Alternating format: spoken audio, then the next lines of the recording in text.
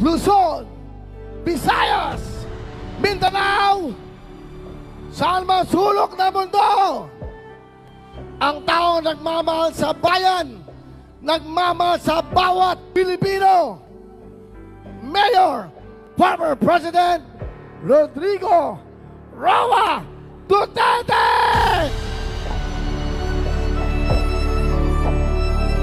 Lights, please, lights.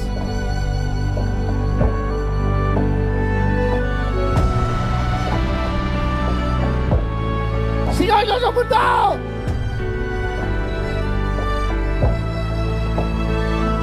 Ang nagmalasakit, nagmahal,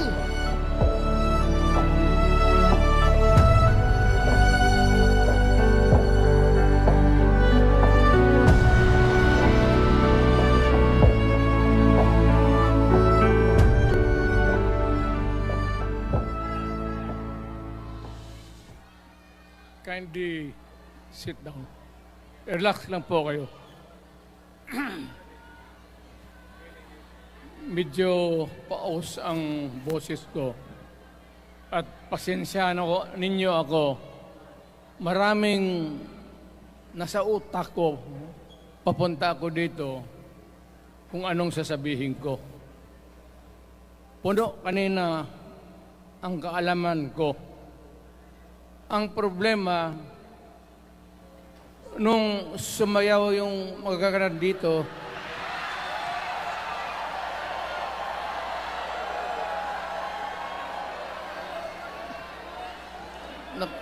nakalimutan ko. Matanda na rin kasi ako. Ano ito? Meeting de avance? Alam mo, nung unang panahon, wala naman tayong kamuang-muang, wala naman tayong kalaban, wala namang nagagalit sa atin. Pumunta ang Espanyol at inagaw ang ating lupa, hinirang. For 400 years, nagtiis ang Pilipino subjugated by foreigners. Then, during the American and Spanish War, natalo ang Espanyol at napunta ang ating bayan sa Amerika. Anak ng grabe ang tiis ng Pilipino, yung mga lolo natin, kung gaano na lang sila pinahirapan. Alam mo noon, kung hindi ka magsimba, ay may mga pare nandyan, they know the history of Christianity. Alam mo noon, kung hindi ka magsimba, 10 palo sa katawan mo. You doubt my... Ayan si Father Ibasco, Chief of Staff ko sa City Hall. Siya yung NPA leader doon sa Libungan. May plenum ang komunista. Itong mga sundalo natin, nandito sa harap ko, nahuli yan si Ibasco. At ako naman ay fiscal noon, pumunta ako sa Katitipan para i-administer ko yung oath niya, yung statement niya kung totoo o hindi. Pagkatapos noon, sabi ng mga sundalo, Piskal, papatayin namin itong 2 pare. Father Tison, Waray, pati si Father Ibasco. Bumaba yan sila sa Visayas para makiksapalaran sa NPA. Sabi ko, wag, kasi pare yan. Puta, alam mo, ang Diyos nandyan eh. Kung ito lang naman ang prinsipyo, ideolohiya, hindi naman kriminal yan, kidnapper, o puser. Sabi ko, kulungin na lang ninyo. So, sa matagal na panahon, sulat siya ng sulat kay Cory. Eventually, na-release yan sila lahat, pati na ang asawa nila Quintanar, yung mga komunista, mga Esparo, nanggaling dito at naging uso sa buong Pilipinas, yung pagpatay. Wala. Barangay captain, konsehal, military, navy, police, puro may pamilya. Anak ka ng kakawalang kwenta yung ideolohiya. Kung hindi mo man lang mabinta sa mapayapa na panahon, so kinuha ko siya Chief of Staff, tapos umuwi siya sa Bohol, naging governor. Pare ito. Nandito siya ngayon, kasama tayo, at maraming salamat. You guys from other parts of the Philippines nagpunta rito para lang makipagduyog sa Bisaya, sumama lang sa ating, kung sabay tunong sa Tagalog, yung ating, the purpose of why we are here. Wala akong, no longer in politics. I am not a candidate. Nahirapan nga ako mag-akyat ng hagdanan. I am 80 years old. Hindi, 79 lang, pero hindi binibilang yan eh. Sabi malas daw. Sabi ng asawa ko, 80 na ako. O, sige, 80 na. Pero nung lumabas itong People's Initiative, okay man yan. Abogado ako. There are 3 ways of amending the Constitution. Mag-constitutional convention, mag-election tayo sa political districts ng representante para sa assembly to convene there and propose changing or modification of our Constitution. Itong People's Initiative, pati itong Congress, they would convert the Congress into a constituent body and propose the Constitution. Alinman dyan sa lahat, it will be submitted to the people for ratification. Ang problema dito, ako, Mr. President, Ma'am Lisa Araneta Marcos, hindi ninyo ako kalaban. Wala akong sinasabi ng masama. Hindi lang ako makakampanya noon. Alam mo, iniiwasan ko ito. Itong panahon na ito talaga ang iniwasan ko kasi mapipilitan ako ngayon magsalita laban ng mga tao sa gobyerno. Alam mo, Mr. President, hindi ako maghingi ng tawad. Kagawan mo yan eh. It is your responsibilities sa sarili mo. What you do in this world binds you. Iyo yan. Huwag mong sisihin ang ibang tao kasi sarili mong utak at katawan yan. Nung ako'y mayor, pinakitaan ako ng evidence ng PDEA. Doon sa listahan, nandoon yung pangalan mo. Ayaw kong sabihin yan kasi magkaibigan tayo. Kung hindi magkaibigan, magkakilala. Ikaw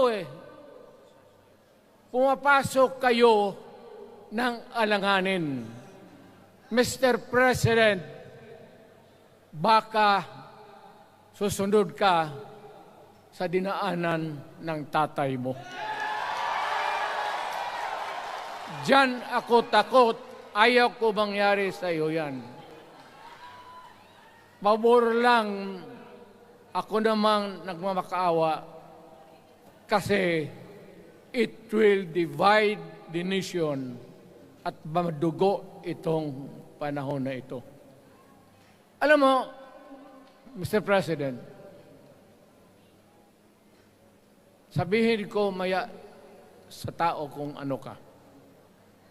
Noong unang panahon, hindi tayo puro Bisaya, nagkita-kita doon sa Luzon. There was a community of Filipinos. Galing Visayas, galing Ilonggo, galing Waray, galing Mindanao, galing Hulo, galing Lanao, Cebu, Samar, at Taas, Pampanga, Apare. Nagkita-kita yung mga minono natin. Kasi hinawakan tayo ng Espanyol, pati Amerikano. Nung dumating ang panahon na tayo'y nagkaharap na, sabi ng mga lolo natin, ano ang gawain natin sa bayan natin?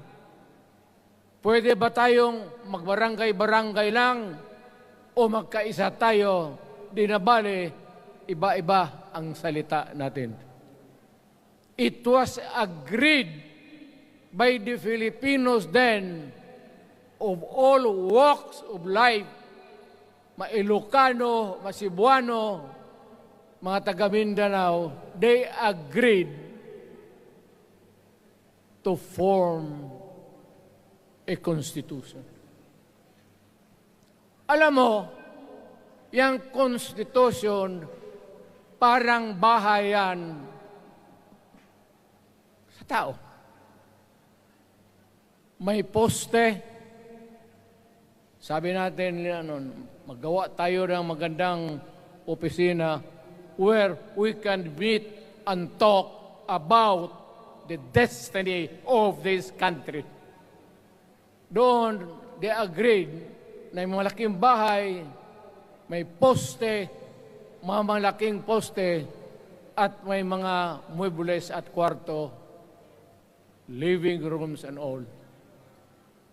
Ang usapan na from time to time, lumalaki na ang bayan at magdagdag tayo ng mga opisina sa mga opisyal.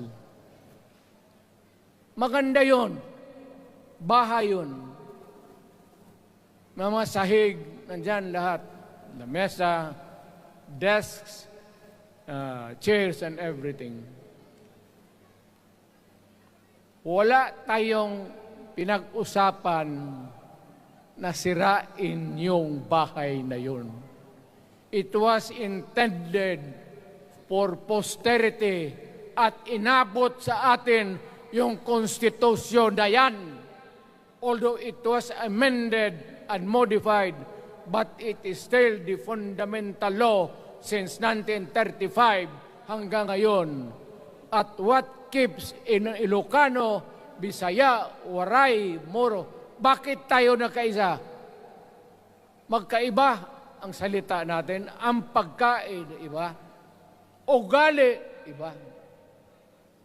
Bakit tayo andito ngayon? Dahil sa isang bahay. Yung bahay na yan, yung papel, the Constitution. Ngayon, ang Constitution is supposed to be a permanent thing. Ang batas na binigay ng Constitution sa Congress, sa lawmakers, they can make laws every day, modify, change it if they want, every week. Okay lang yan. Huwag ninyong pakialaman ang Constitution kasi yun ang bahay opisyal ng Pilipino. Anak ka ng... Bakit pumasok sa utak ninyo yung People's Initiative? Anong nakain ninyo? There's nothing wrong with the Constitution right now. The environment in the Philippines seems to be positive, okay. Wala namang problema. Araw-araw, nakikita tayo. Punta Maynila, marami akong kaibigan, mga brad ko, mga classmate ko. Okay ang buhay natin. But suddenly, nandito yung People's Initiative. Alam mo, sa umpisa pa lang, nagdududa na ako. Bakit? People's Initiative manggaling sa tao. Dapat yan galing sa mga purok at doon sa barangay at doon sa DILG, ipasa nila sa syudad, sa probinsya at sa national office. Dito mga congressman,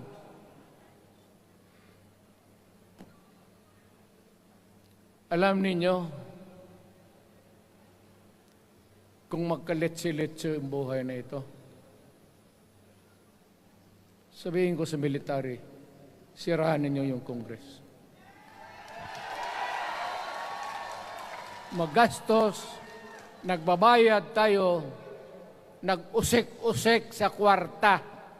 Sige pamayad para People's Initiative. So, what is the motivation? Galing ba sa puso ng tao yung pinipirma niya?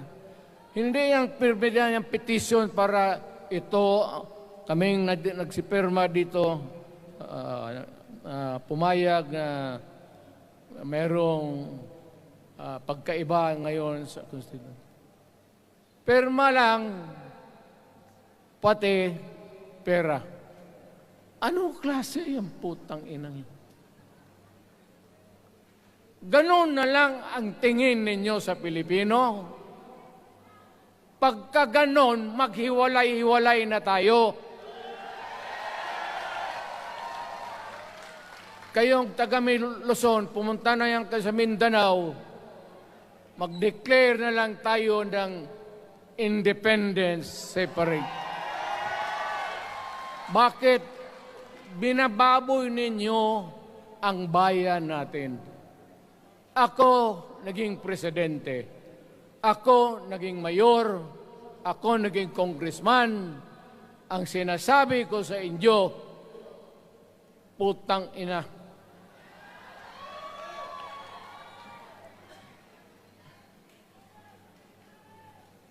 Malinis to. Baka ihi mo ito ha.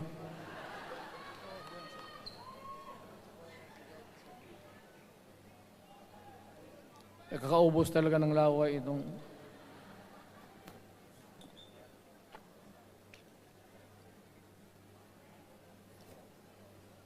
What do you expect? The national government, particularly ang Malacanang, anong gusto ninyong response? Niwala kayong mga seminar na ganon. You never educated the Filipino people.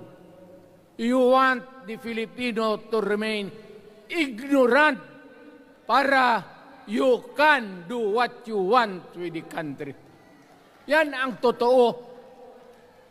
Kasi ginagago ninyo para walang alam ang taong bayan.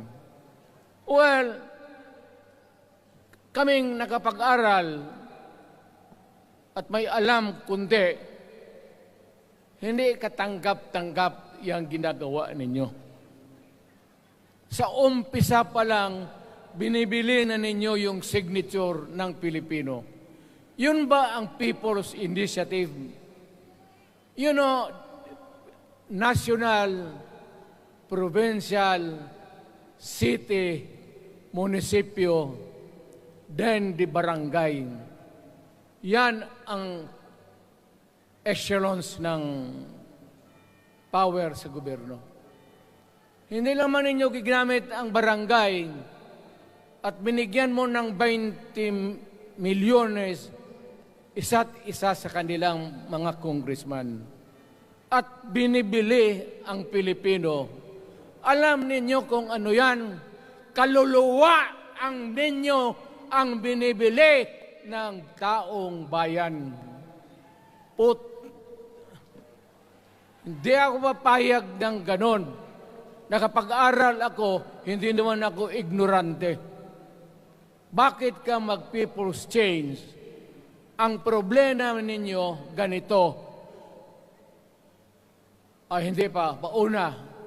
Ang malas ng Pilipinas, every president, almost all, pag naupo na dyan sa Malacanang, walang ginagawa kung mag-isip ang mga putang ina kung paano pahabain ang termino nila.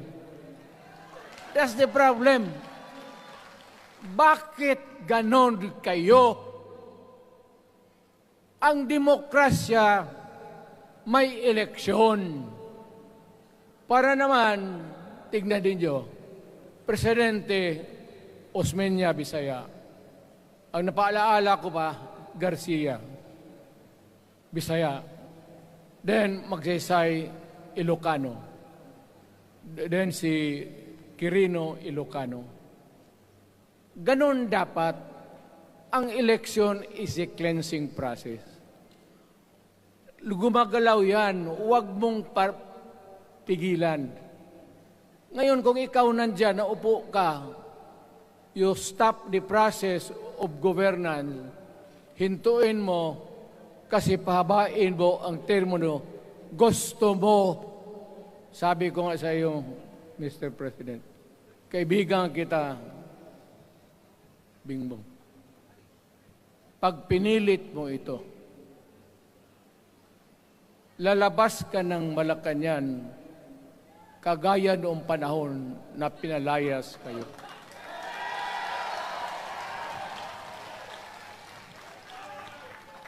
Alam ninyo, kung hindi na talaga ito mapigilan, nandyan ang military pati polis, makinig kayo. Pag-aralan ninyo kung ano yung pinapakain nila sa taong bayan. At pagka nakita ninyo kung ano ang mali, you correct it. Nasa inyong kamay na yan. Ganito yung plano. Presidential, tapos parliament.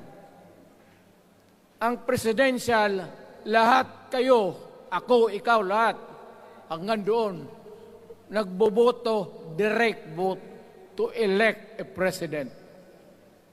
Itong parliament, prime minister lang ang magboto, yung mga assembly who are the congressmen now. Putang ina ninyo, wala akong tiwala sa inyo. Wala kayong prinsipyo, bukang pera kayo lahat. Yan ang totoo. Kaya gusto ko,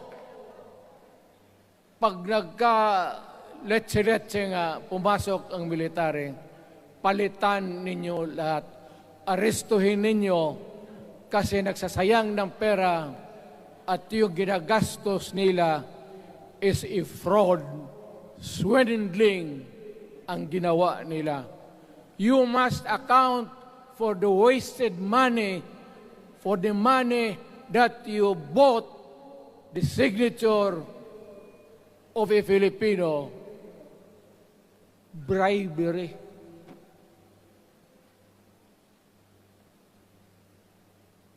Magdasal lang kayo. If by the grace of God, mabalik ako,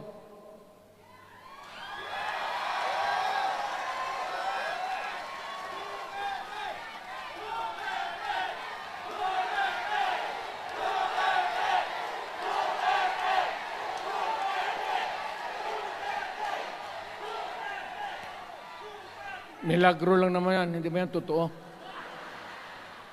Utang ina kung mabalik ako, arestuhin ko kayo lahat for the swindling of the Filipino people. You committed fraud. Pinagsayangan ninyo ang pera namin. People's Initiative does not involve buying the vote or the signature of the Filipino. Talagang mga wala kayong prinsipyo, mga putang ina ninyo. Yun naman, baski ano ka, diyan katagal ako, yan o. Yung sa likod ko, umupo ako diyan. Vice Mayor ako. Diyan, Mayor ako, pinakamatagal. Naging congressman ako. Presidente. Kayo, nagpasok sa Congress, eleksyon, nanalo, Seiko. So parang ganito, yung mga, para sa mga balaga, pati lalaki. Pasok niyan, Seiko. Paglabas niyan, pagkatapos, Rolex na. Pumunta ng Malacanang, nakatamaraw, paglabas niyan, nagka-Mercedes-Benz. Busog kayo lahat. Tingnan ninyo yung mga bahay noon ng mga congressman at tingnan ninyo ngayon kung ano kayaman sila, lalo na yung mga bahay nila sa Maynila.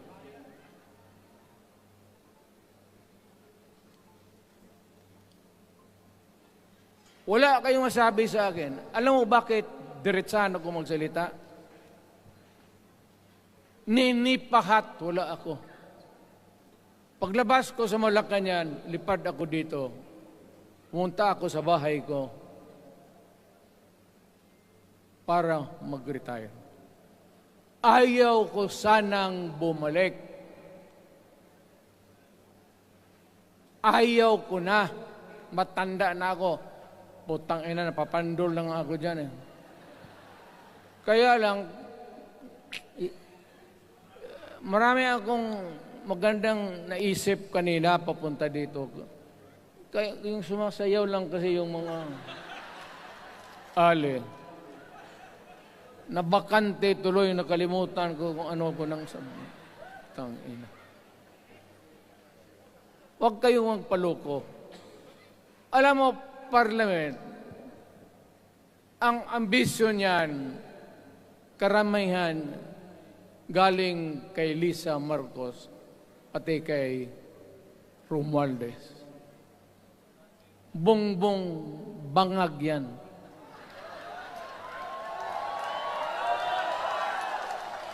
That's why sinasabi ko na sa inyo ngayon, si Bongbong Marcos bangag noon, ngayong presidente na bangag natin ang presidente.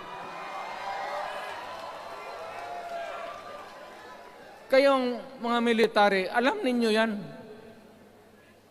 Lalo na yung nasa Malacanang. Alam ninyo. The Armed Forces of the Philippines, alam ninyo. May drug addict tayo na presidente. Putang inang yan.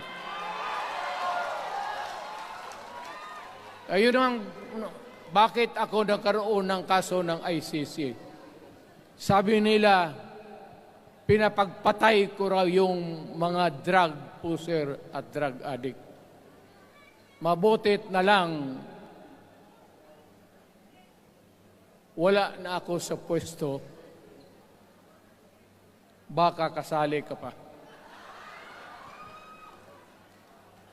No, Mr. President, pinilit ninyo kami. Kayo yung sa Bisaya, kinikitoy mo yung Pilipino. You are testing the waters, not even. You are, pushing to the limits ang pasensya ng Pilipino. Huwag na huwag mong gawin yan. Huwag mong gawin yan, huwag mong ituluyan kaya magkagulo. Pag hindi namin napilitan kayo sa mga rallies, sa aming mga boses, ang sentimento namin, ako'y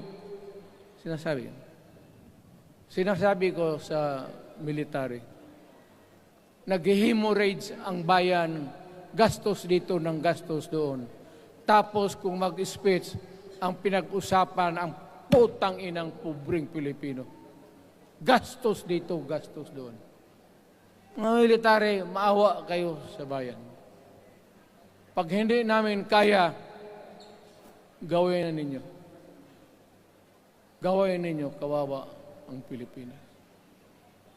Alam mo, Presidente, tapos mag-parliament, tumatakbo ng assemblyman o congressman niya si Sandro, tapos ipasok nila sa assembly, gawain nilang prime minister. Yan nga ang sakit ng Pilipino. You want to perpetuate yourself in power at the expense ng buhay ng bayan.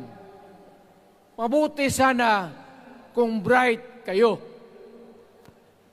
Kung drug addict ka lang naman at may asawa kang hungry for power, tapos may isa itong taga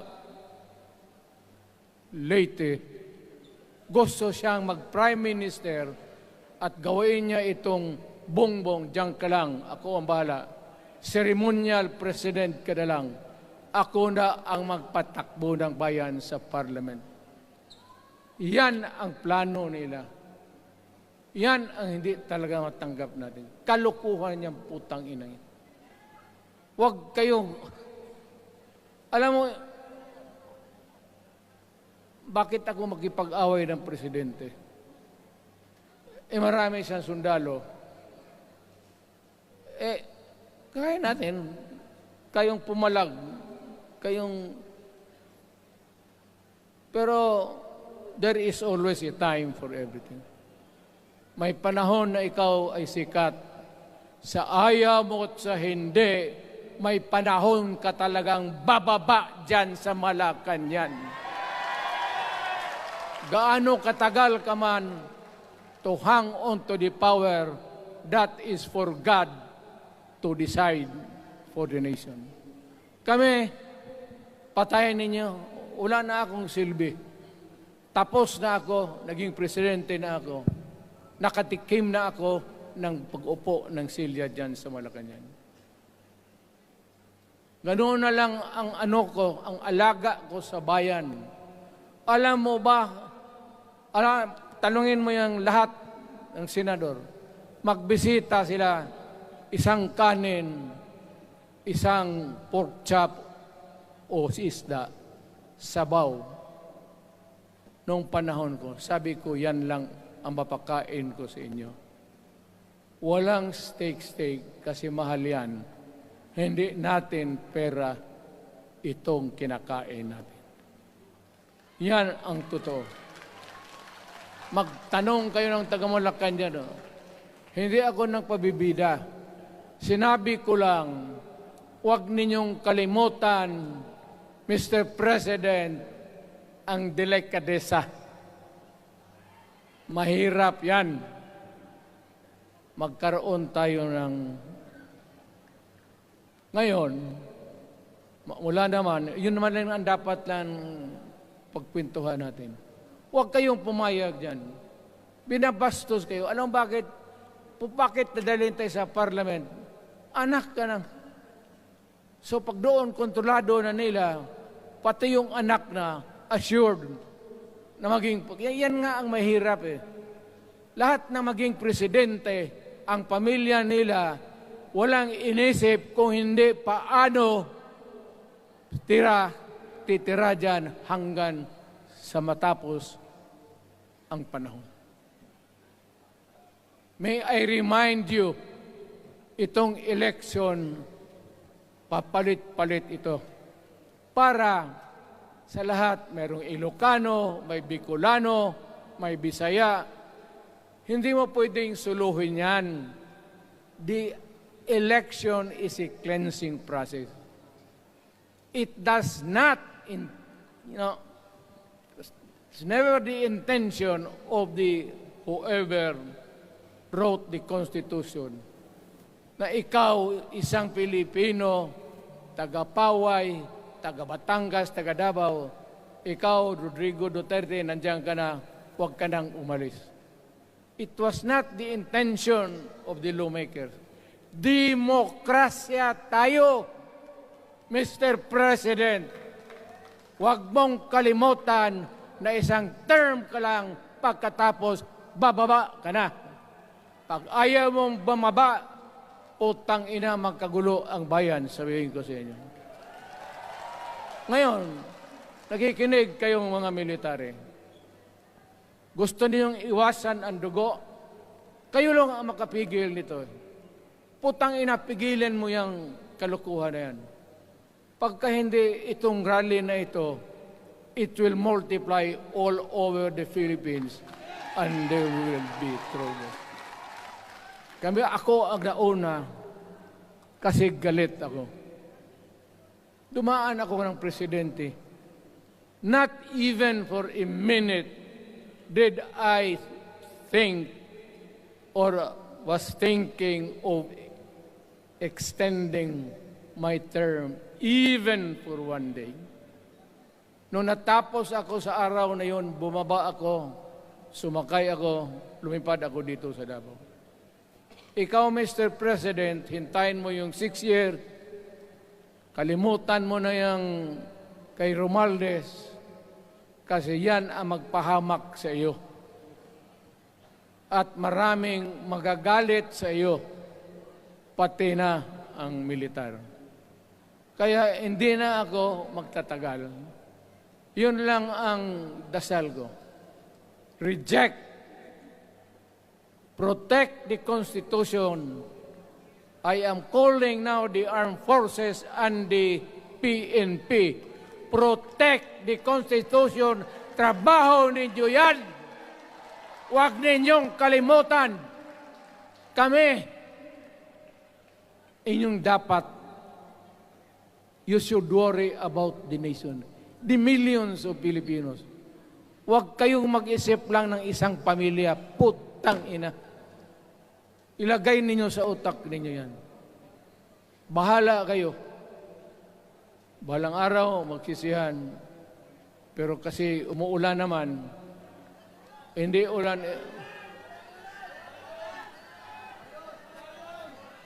Hindi, shower lang yan doon sa Malacanang, ginagawa nila, pasirit doon.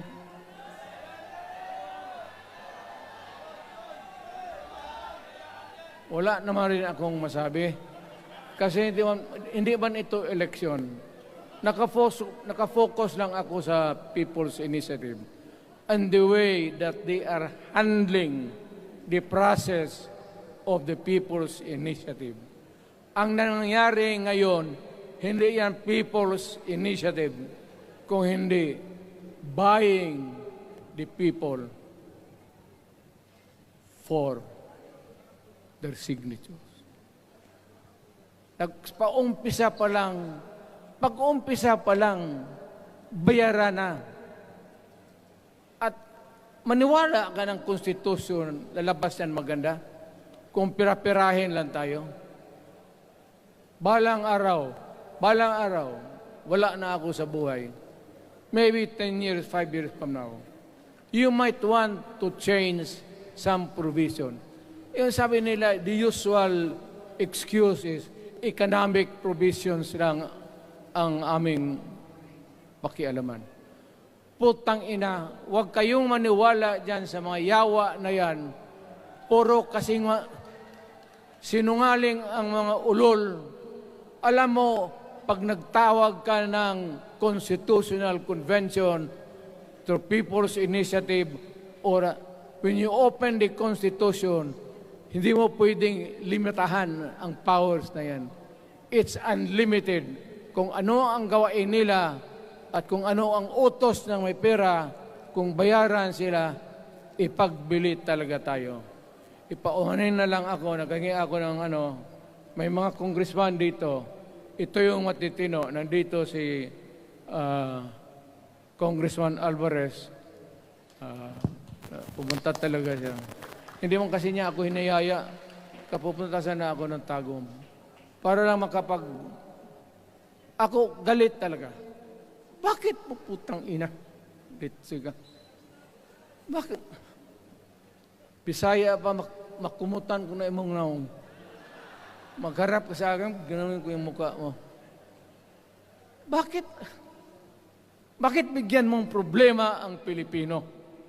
Ano ang kasalanan ng Pilipino at gumagastos kayo, binibili milyon ng milyon, kayong mga congressman, putang ina, istapa yan, swindling yan.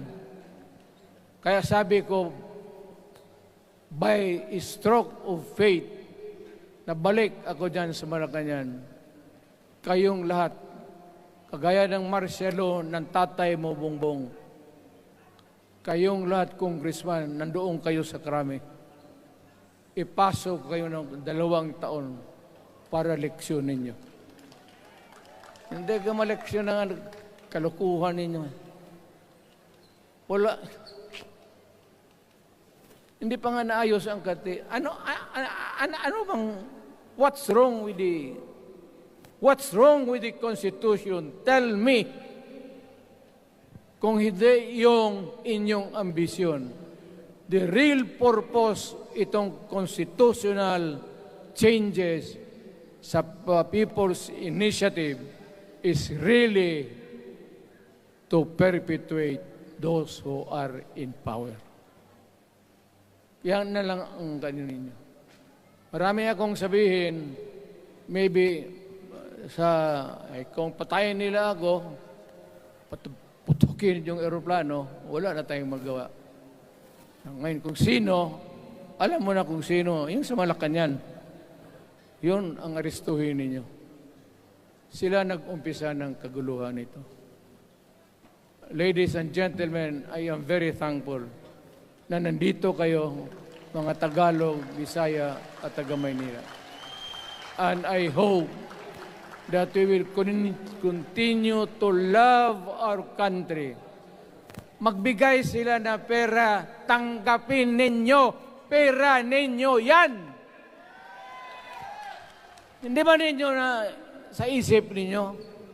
Bigyan kayo ng 1,000, 100, tanggapin mo, pera ninyo yan.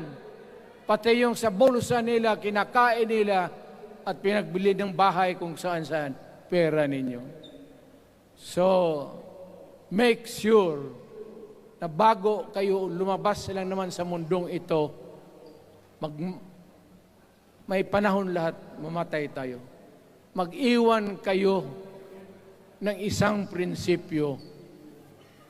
Sabi ninyo sa mga anak ninyo, tinanggap ko yung pera kasi pera natin ito, ibili natin pagkain. Pero yung prinsipyo natin, huwag natin ipagbili. Yan ang iiwan mo sa mundong ito para sa mga anak ninyo. At yan ang dadalhin mo sa langit.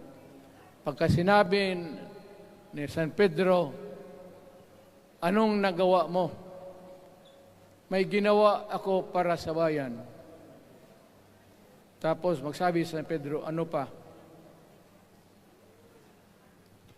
Yung mga ibang bagay na ginawa mo, mga kasalanan, mga kabit, ganon. Sabihin mo kay San Pedro, nandito ako sa langit para makipag-isa sa Diyos.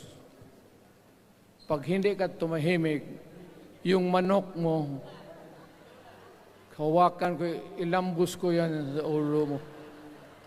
Putang ina ka. Buksan mo yung puwertahan at papasok tayo, magkita-kita tayo sa langit. Lahat kayong hindi nabili, sigurado ako, langit kayo. Kaya basing anong kasalanan niyo, okay na yan. May guarantee na kayo yung passes. Mahalaga yan as a matter of principle. Prinsipyo sa tao. Maraming salamat po.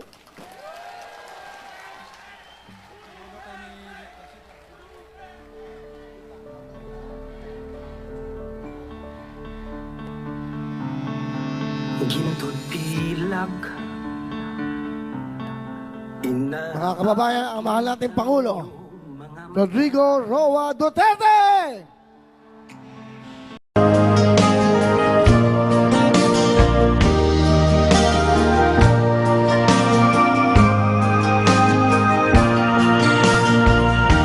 Ang buhay kong minsan ay walang direksyon. Tila kay lupit-lupit itong panahon. Huwag kang mawawalan ng pag-asa. Kailanman ay di nag-iisa.